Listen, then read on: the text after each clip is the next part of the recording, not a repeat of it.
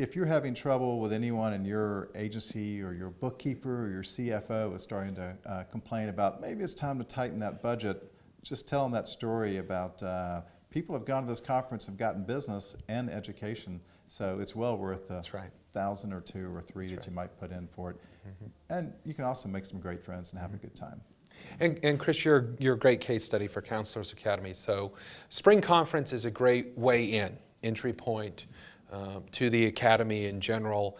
It gives you great exposure to folks all across the nation. But beyond the Spring Conference, we want to make sure we're adding values to our members constantly. And so there are some easy tools you can take advantage of. We have an online discussion forum, which seems so early 1990s. But our membership surveys tell us that tool is one of the hottest things that we've got going next to our Spring Conference. Instantaneously, you can throw a question out there.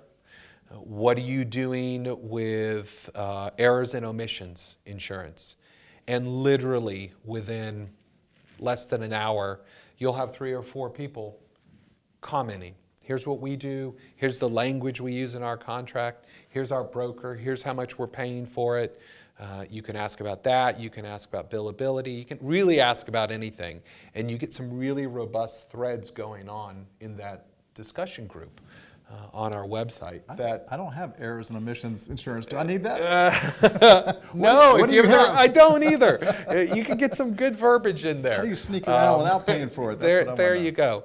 There was an email. Great questions. There was an email this week about an employee who had a friend who it's some firm, and they had a friend who wanted them to do some PR for them. And it wasn't nonprofit, but it wasn't really a for-profit competitive nature. But they wanted to be able to afford the opportunity to say yes to the employee. But they wanted to know what kind of guidelines and long-term issues to think about to prevent the possibility that might really be a bad precedent for their firm. Within minutes, and then over the next few days, there were other emails. And I enjoy reading these because even though I might have thought that wasn't that germane of a topic, I actually learned some interesting things to think about long-term that was really, really beneficial.